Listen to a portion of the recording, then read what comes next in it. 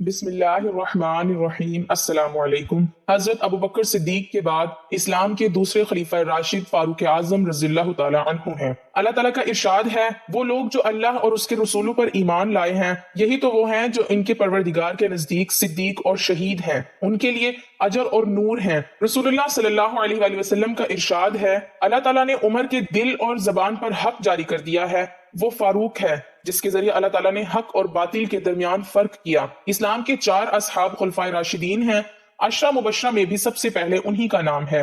اللہ کے رسول صلی اللہ علیہ وآلہ وسلم نے اپنے 10 صحابہ کا نام لے کر فرمایا تھا، میرے یہ 10 صحابہ جنتی ہیں، گویا انہیں دنیا ہی میں جنتی ہونے کی بشارت عطا ہوئی۔ ان میں سے ایک سیدنا عمر فاروق رضی اللہ تعالی عنہ ہیں۔ سیدنا ابو بکر صدیق رضی اللہ تعالی عنہ کے بعد اس دنیا میں سب سے زیادہ فضیلت دوسرے خلیفہ راشد سیدنا عمر فاروق رضی اللہ تعالی عنہ کو حاصل ہے۔ نبی صلی اللہ علیہ وآلہ وسلم نے ان کے بارے میں اس طرح دعا فرمائی تھی، اے اللہ اسلام کو عمر کے ذریعے سے قوت اور عزت دے۔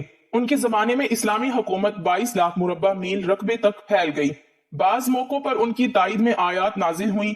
ان کی خلافت کا زمانہ بہترین اسلامی حکومت کا زمانہ تھا۔ اتنے بڑے حکمران ہوتے ہوئے دوپہر کے وقت شہر سے باہر گرم زمین پر کوئی پتھر وغیرہ سر کے نیچے رکھ کر کیلولا کر لیتے تھے۔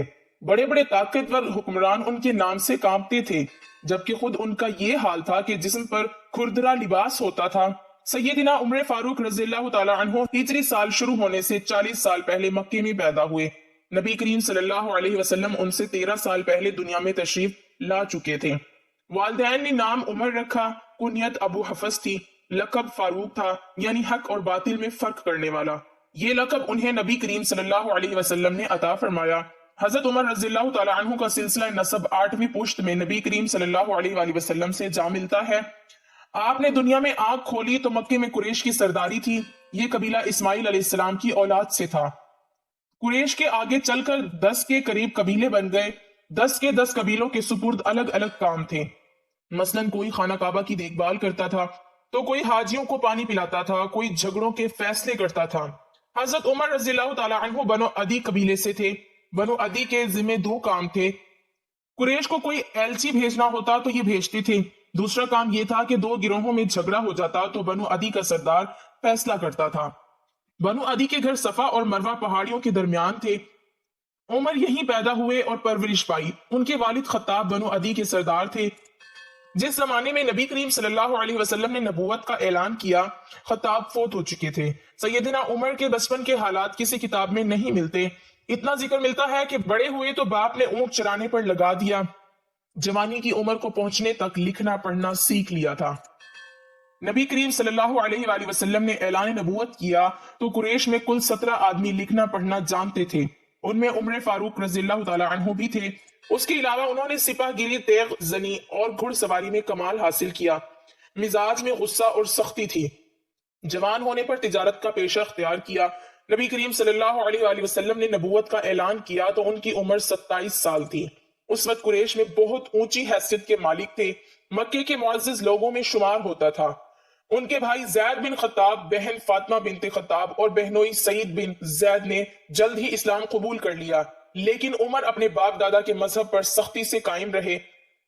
مسلمان ہو جانے والوں کو مارتے پیٹتے تھے۔ مارتے پیٹتے 6 سال گزر گئے، لیکن عمر کسی ایک انسان کو بھی اسلام سے نہ پھیر سکے۔ اس دوران میں کچھ واقعات ایسے پیش آئے جن کی وجہ سے وہ سخت الجھن میں پڑ گئے۔ کبھی اسلام کی طرف مائل ہوتے، کبھی مسلمانوں کے خلاف نفرت محسوس کرتے۔ اس کی وجہ یہ تھی کہ رسول کریم صلی اللہ علیہ وآلہ وسلم کے متعلق قریش کے کافروں نے مشہور کر رکھا تھا کہ وہ جادوگر ہے۔ اس زمانے میں ایک روز انہوں نے رسول پاک صلی اللہ علیہ وآلہ وسلم کو حرم شریف کے اندر نماز پڑھتے دیکھا تو وہ آپ کے پیچھے کھڑے ہو گئے۔ اس وقت آپ صلی اللہ علیہ وآلہ وسلم قرآن پاک کی بلند آواز میں تلاوت کر رہے تھے۔ اللہ کے کلام نے ان پر بہت اثر کیا۔ انہیں یقین ہو گیا کہ آپ تو جادوگر نہیں ہیں۔ دل میں اسلام کے لیے نرم گوشہ پیدا ہو گیا، لیکن باپ دادا کا مذہب چھوڑنے پر اب بھی تیار نہ ہوئے۔ قاسم بن عثمان کی روایت میں آیا ہے کہ ایک دن طبیعت میں جوش مارا، ارادہ کیا کہ جس ہستی کی وجہ سے وہ الجھن میں ہیں کیوں نہ انہیں ختم کر دیں۔ چنانچہ ننگی تلوار ہاتھ میں لے کر نکلے۔ راستے میں ایک مسلمان نعیم بن عبداللہ مل گئے۔ انہوں نے پوچھا، خیر تو ہے، ننگی تلوار لیے کہاں جا رہے ہیں؟ بولے، محمد کو قتل کرنے جا رہا ہوں۔ نعوذ باللہ۔ نعیم نے کہا کہ پہلے اپنے گھر کی خبر تو لیں، آپ کی بہن اور بہنوئی مسلمان ہو چکے ہیں۔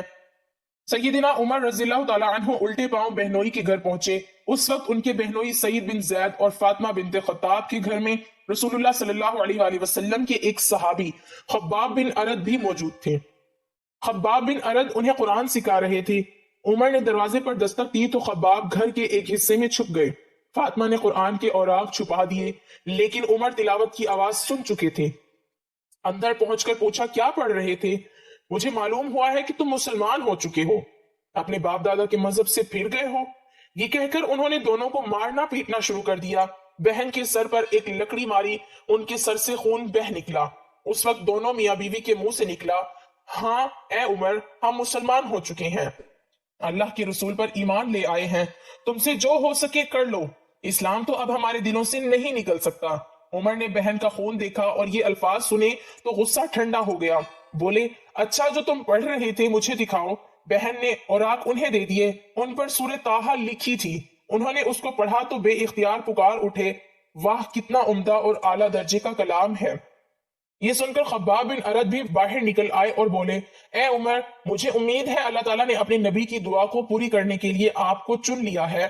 میں نے کل ہی نبی صلی اللہ علیہ وآلہ وسلم کو یہ دعا کرتے سنا ہے، الہی ابو جہل یا عمر بن خطاب کے ذریعے اسلام کو قوت عطا کر۔ بس اے عمر اللہ کی طرف آؤ۔ یہ سن کر سیدنا عمر فاروق رضی اللہ تعالیٰ عنہ نے کہا مجھے محمد صلی اللہ علیہ وآلہ وسلم کے پاس لے چلو۔ نبی صلی اللہ علیہ وآلہ وسلم اس وقت دار ارقم میں تھے۔ حضرت عمر رضی اللہ تعالیٰ عنہ خباب بن ارد کے ساتھ کمر سے تلوار لٹکائے وہاں پہنچے۔ دروازے پر دستک دی، ایک صحابی نے اندر سے ایک چھری میں سے جھانک کر آپ صلی اللہ علیہ وآلہ وسلم کو بتایا باہر عمر تلوار کمر سے لٹکائے کھڑے ہیں، نہ جانے کس ارادے سے آئے ہیں۔ آپ کے چچا سیدنا حمزہ رضی اللہ تعالیٰ عنہ بھی اس وقت وہاں موجود تھے۔ یہ بہت بہادر تھے، فوراً بولے انہیں اندر آنے دو، نیک ارادے سے آئے تو ٹھیک، ورنہ انہی کی تلوار سے ان کا سر اڑا دوں گا۔ رسول اللہ صلی اللہ علیہ وآلہ وسلم نے بھی فرمایا انہیں آنے دو۔ چنانچہ دروازہ کھول دیا گیا، عمر اندر داخل ہوئے۔ آپ صلی اللہ علیہ وآلہ وسلم اٹھ کر ان کی طرف بڑھے، ان کی چادر کو مٹھی میں دبا کر زور سے کھینچتے ہوئے فرمایا خطاب کے بیٹے تم کس ارادے سے آئے ہو؟ سیدنا عمر رضی اللہ تعالی عنہ نے عرض کیا اے اللہ کے رسول، میں اللہ اور اس کے رسول پر ایمان لانے کے لیے حاضر ہوا ہوں۔ اس پر آپ صلی اللہ علیہ وآلہ وسلم نے زور سے اللہ اکبر فرمایا، باقی مسلمانوں نے بھی اللہ اکبر کا نعرہ لگایا۔ اب عمر رضی اللہ تعالی عنہ نے کلمہ پڑھا، پھر بولے اے اللہ کے رسول، کیا ہم حق پر نہیں ہیں؟ آپ نے فرمایا اس ذات کی قسم جس کے قبضے میں میری جان ہے، تم لوگ حق پر ہو۔ یہ سن کر سیدنا عمر فاروق رضی اللہ تعالی عنہ نے عرض کیا جب ہم حق پر ہیں اور کافر غلط راستے پر تو پھر اپنا دین کیوں چھپائیں؟ آپ صلی اللہ علیہ وآلہ وسلم نے فرمایا اے عمر، ابھی ہماری تعداد تھوڑی ہے اور تم دیکھ رہے ہو کہ ہم کن حالات سے گزر رہے ہیں۔ سیدنا عمر رضی اللہ تعالی عنہ نے یہ سن کر فرمایا اس ذات کی قسم جس نے آپ کو نبی بنا کر بھیجا ہے، میں اسلام لانے سے پہلے جن لوگوں میں اٹھتا بیٹھتا تھا اب مسلمان ہو کر ان کے سامنے جاؤں گا۔ اس پر تمام مسلمان دار ارقم سے 2 صفیں بنا کر نکلے اور کعبے کی طرف روانہ ہوئے۔ ایک صف میں عمر تھے، دوسری میں حمزہ، سب نے مسجد حرام میں نماز ادا کی۔ قریش نے یہ دیکھا تو طیش میں آ گئے، اس وقت تو کچھ نہ کہا، جب آئے تو ان پر حملہ کر دیا، انہوں نے بھی ڈٹ کر مقابلہ کیا، آخر کافر انہیں چھوڑ کر چلے گئے۔ یہ واقعہ نبوت کے 6 سال پیش آیا۔ ایمان لانے کے بعد 6 سال تک مکے میں رہے، پھر دوسرے مسلمانوں کے ساتھ مدینے کی طرف ہجرت کی۔ ایسے میں کفار کو مخاطب ہو کر فرمایا میں آج مکے سے جا رہا ہوں، کسی میں ہمت ہے تو مجھے روک کر دکھائے۔ کوئی آگے نہ آیا، اس طرح آپ قبا پہنچے۔ پھر نبی کریم صلی اللہ علیہ وآلہ وسلم اور حضرت ابوبکر صدیق رضی اللہ تعالی عنہ ہجرت کر کے وہاں تشریف لائے۔ مسجد قبا کی تعمیر کے بعد سب نے مدینے کا رخ کیا۔ ہجرت کے وقت سیدنا عمر فاروق رضی اللہ تعالی عنہ کی عمر 40 سال کے قریب تھی۔ اس کے بعد وہ 23 برس اس دنیا میں رہے۔ یہ سارا زمانہ مدینے میں گزارا، مسجد نبوی کی تعمیر میں حصہ لیا۔ آپ صلی اللہ علیہ وآلہ وسلم نے مہاجرین اور انصار میں بھائی چارہ کرایا تو عدمان بن مالک کو اس کا بھائی بنایا، انہوں نے اپنا نصف مکان انہیں دے دیا۔ عبداللہ بن زید نے خواب میں اذان کے الفاظ سنے اور یہ الفاظ نبی کریم صلی اللہ علیہ وآلہ وسلم کو سنائے تو آپ صلی اللہ علیہ وآلہ وسلم نے سیدنا بلال کو حکم دیا اذان کہیں۔ جو ہی انہوں نے اذان شروع کی، سیدنا عمر فاروق رضی اللہ تعالی عنہ اپنی چادر گھسیٹتے ہوئے آئے اور بولے اے اللہ کے رسول صلی اللہ علیہ وسلم، اس ذات کی قسم جس نے آپ کو نبی بنا کر بھیجا ہے، میں نے بھی بالکل یہی الفاظ خواب میں سنے ہیں۔ یہ سن کر آپ بہت خوش ہوئے۔ آج تک اذان انہی الفاظ میں دی جا رہی ہے اور قیامت تک دی جاتی رہے گی۔ ہجرت کے دوسرے سال بدر کی لڑائی پیش آئی۔ سیدنا عمر فاروق رضی اللہ تعالی عنہ بھی اس غزوہ میں شریک ہوئے۔ اس غزوہ میں انہوں نے آس بن حشام کو قتل کیا۔ یہ رشتے میں ان کا ماموں تھا۔ اگلے سال احد کی لڑائی ہوئی۔ سیدنا عمر رضی اللہ تعالی عنہ اس لڑائی میں بھی شریک ہوئے۔ بدر کی لڑائی میں عمر فاروق رضی اللہ تعالی عنہ کی بیٹی سیدہ حفصہ رضی اللہ تعالی عنہ بیوہ ہو گئی تھی۔ نبی کریم صلی اللہ علیہ وآلہ وسلم کی خواہش پر سیدنا عمر نے ان کا نکاح آپ صلی اللہ علیہ وآلہ وسلم سے کر دیا۔ اس طرح وہ رسول کریم صلی اللہ علیہ وآلہ وسلم کے سسر بنے۔ ان کی بیٹی کو مومنوں کی ماں کا درجہ حاصل ہوا۔ ہجرت کے 5ویں سال شوال میں خندق کی لڑائی پیش آئی۔ سیدنا عمر رضی اللہ تعالی عنہ نے بھی خندق کھودی۔ خندق کے ایک حصے کی حفاظت سیدنا عمر فاروق رضی اللہ تعالی عنہ کی سپرد کی گئی۔ بعد میں اس جگہ کے نام سے مسجد تعمیر کی گئی جو آج بھی موجود ہے۔ ہجرت کے 6 سال نبی کریم صلی اللہ علیہ وآلہ وسلم نے کعبے کی زیارت کا ارادہ فرمایا۔ آپ 1400 صحابہ کے ساتھ روانہ ہوئے۔ ان میں سیدنا عمر فاروق رضی اللہ تعالی عنہ بھی تھے۔ حدیبیہ کے مقام پر کافروں سے جو معاہدہ ہوا تو کچھ دوسرے صحابہ کے ساتھ وہ سیدنا عمر فاروق رضی اللہ تعالی عنہ پر بھی گراں گزرا۔ وہ رسول اللہ صلی اللہ علیہ وآلہ وسلم کی خدمت میں حاضر ہوئے اور عرض کی، کیا آپ اللہ کے سچے نبی نہیں ہیں؟ آپ صلی اللہ علیہ وآلہ وسلم نے فرمایا، یقیناً میں اللہ کا سچا نبی ہوں۔ کہا، کیا ہم حق پر اور ہمارا دشمن باطل پر نہیں ہے؟ آپ نے فرمایا، ہم حق پر اور ہمارا دشمن باطل پر ہے۔ کہا، اے اللہ کے رسول، جب ہم حق پر اور ہمارا دشمن باطل پر ہے تو پھر دب کر کیوں صلح کریں؟ آپ نے فرمایا، میں اللہ کا رسول ہوں، اللہ کے حکم کے خلاف نہیں کرتا، وہی میرا مددگار ہے۔ سیدنا عمر فاروق رضی اللہ تعالی عنہ پھر حضرت ابوبکر صدیق رضی اللہ تعالی عنہ کے پاس گئے اور ان سے بھی یہی کہا تو انہوں نے فرمایا، اے جوان، بلا شبہ نبی کریم صلی اللہ علیہ وآلہ وسلم اللہ کے رسول ہیں، وہ اپنے رب کی نافرمانی نہیں کر سکتے اور وہی ان کا ناصر و مددگار ہے۔ بس ان کی رکاب کو تھامے رہو، یعنی ہر معاملے میں ان کی فرما برداری کرو۔ تب جا کر سیدنا عمر فاروق رضی اللہ تعالی عنہ کو اطمینان ہوا۔ نبی کریم صلی اللہ علیہ وآلہ وسلم واپس روانہ ہوئے تو سورۃ فتح نازل ہوئی۔